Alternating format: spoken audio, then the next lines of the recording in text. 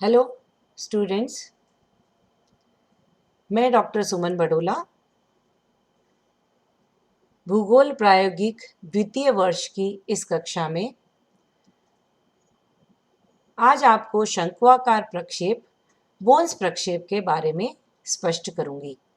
आज की इस कक्षा के बाद हम जानेंगे what is conical Bonne's projection and why it is called homolographic Bonne's projection. इसे समक्षेत्र प्रक्षेप के नाम से क्यों जाना जाता है और बोन्स प्रक्षेप में अक्षांश एवं देशांतर रेखाएं किस प्रकार से ड्रॉ की जाती है उसकी विधि को समझेंगे। How to draw parallels and meridians in Bonne's प्रक्षेप। इस प्रक्षेप में हम जानते हैं कि बोन्स प्रक्षेप एक संशोधित शंक्वाकार प्रक्षेप है जिसे कि रिगबर्ट बोन्स नामक एक विद्वान ने बनाया और इस प्रक्षेप की मुख्य विशेषता है कि यह एक सम क्षेत्र शुद्ध क्षेत्रफल वाला प्रक्षेप है, अतः इसे बोन्स का सम क्षेत्र शंक्वाकार प्रक्षेप भी कहते हैं। इस प्रक्षेप की रचना में एक मानक अक्षांश रेखीय शंक्वाकार प्रक्षेप बनाया जाता है। मानक अक्षांश वाले शंकु प्रक्षेप में देशांतर रेखाएं बनाने के लिए केवल मानक अक्षांश को ही विभाजित किया जाता है, जबकि बोन्स प्रक्षेप में देशांतर रेखाएं बनाने के लिए प्रत्येक अक्षांश रेखा पर देशांतर रेखाओं का विभाजन किया जाता है।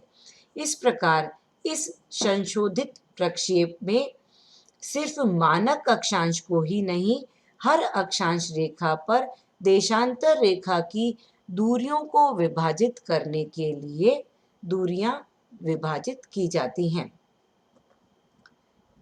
इस प्रक्षेप में बनाने के लिए जैसा कि हम सभी जानते हैं कि हमें निर्धारित मापनी दी जाती है, जो कि इस प्रक्षेप में 1:12 करोड़ 50 लाख निरूपक भिन्न के रूप में दी गई है।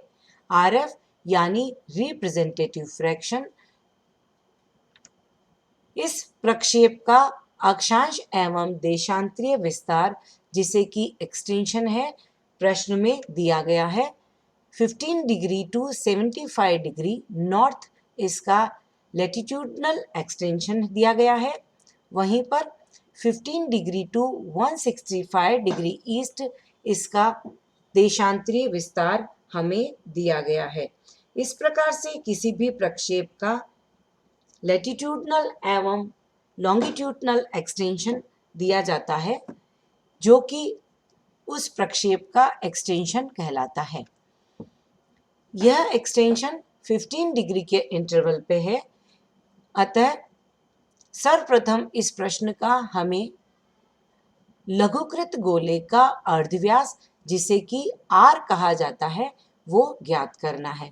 उसे ज्ञात करने के लिए हम जानते हैं कि पृथ्वी का अर्धव्यास 63 करोड़ 50 लाख, जो कि इस प्रश्न में हमें दिया गया है 63 करोड़ 50 लाख दिया गया है। इसी के साथ मापनी की निरूपक भिन्न के हल को इससे यदि हम डिवाइड करते हैं तो हम पृथ्वी के लघुकृत गोले के अर्धव्यास को ज्ञात कर सकते हैं, जैसे कि पृथ्वी का वास्तविक अर्धव्यास डिवाइडेड बाय दी गई मापनी के हर से यदि हम डिवाइड करते हैं तो यह अर्धव्यास हमें ज्ञात हो जाता है। दूसरा महत्वपूर्ण जो हमने हल करना है, पहला हमने पृथ्वी के लघुकृत गोले का अर्धव्यास ज्ञात करना है, दूसरा अक्षांश एवं देशांतरीय रेखाओं के विस्तार की गणना करनी है कि किस प्रकार एक प्रक्षेप में हमें अक्षांश और देशांतरीय रेखाएं खींचनी है। सबसे पहले हम ज्ञात करेंगे अक्षांशीय रेखाओं का विस्तार। 0 डिग्री यदि यह भूमध्य रेखा को मान लिया जाता है और ध्रुवों पर 90 डिग्री जिसे उत्तरी गोलार्ध में रेखा को माना है। इस आधार पर 15 डिग्री, 30 डिग्री, 45 डिग्री, 60 डिग्री एवं 75 डिग्री, कुल 15 डिग्री से जो हमें रेखाएं खींची जानी है वो टोटल 5 अक्षांशीय रेखाएं हमें इस प्रक्षेप में खींचनी है। 15 डिग्री से 30 डिग्री, 45 डिग्री जो कि हमारी प्रामाणिक स्टैंडर्ड पैरेलल रेखा है। सो स्टैंडर्ड पैरेलल से टोटल हमें 5 अक्षांश रेखाओं का अंकन इस प्रक्षेप में किया जाना है।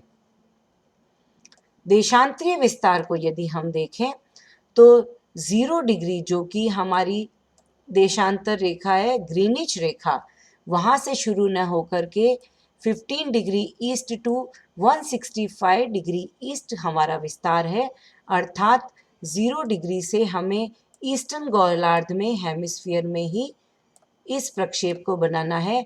वेस्टर्न हेमिस्फीयर में हमारा अभी इस प्रक्षेप में कोई भी कार्य नहीं है। 15 डिग्री के इंटरवल यानी हमारा बिगनिंग पॉइंट जो है 15 डिग्री ईस्ट से लेकर के 165 डिग्री ईस्ट तक का ही है। इसी को हम यदि देखें तो इस प्रकार से हम करेंगे गणना इसकी, अक्षांशीय गणना 15 डिग्री टू 35, 45, 60 एंड 75। जैसे कि मैंने आपको बताया 45 डिग्री आपकी मानक अक्षांश रेखा है। इसी प्रकार से हम नेक्स्ट हम यदि देखें तो देशांतर रेखाओं की गणना इस प्रकार से दी गई है। 15 डिग्री, 30 डिग्री, 45 डिग्री, 60, 75 एवं 90 डिग्री जो है हमारी मध्य देशांतर रेखा है। ये मध्य देशांतर रेखा 90 डिग्री, इसके हमें दोनों तरफ 5-5 देशांतर रेखाओं की गणना करनी है। अर्थात मुख्य देशांतर रेखा के पश्चात हमें जो हमने अक्षांश रेखाएं खींची है उस पे 5-5 देशांतर रेखाएं हमें बनानी है। इस प्रकार इस बोन्स प्रक्षेप में प्रत्येक अक्षांश रेखा पर ये देशांतर रेखाओं की जो दूरी है वो हमें ज्यामितीय विधि से ज्ञात करनी होगी। इस प्रकार इस प्रक्षेप की गणना करते समय हमें इन सभी बातों का ध्यान रखना है कि हमारा दिया गया आरएफ अक्षांश रेखाओं की गणना और देशांतर रेखाओं की गणना किस प्रकार की जानी है। इस प्रक्षेप में समस्त अक्षांश रेखाएं एक ही केंद्र से मिलाकर खींची जाएगी।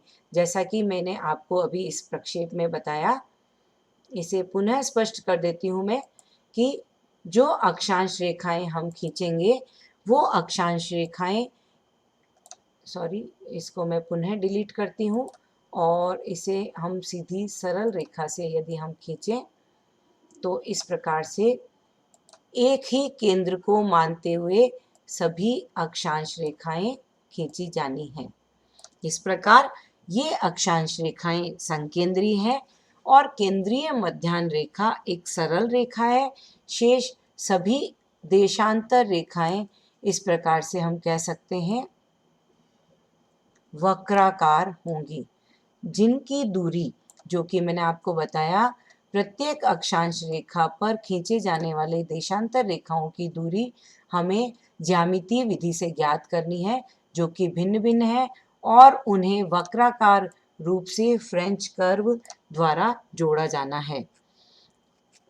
समस्त अक्षांश वृत्त केंद्रीय मध्याह्न रेखा को सरल रेखा से काटते हैं और बाद की देशांतर रेखाओं की दूरी अक्षांश वृत्त के साथ कम घटती जाती है।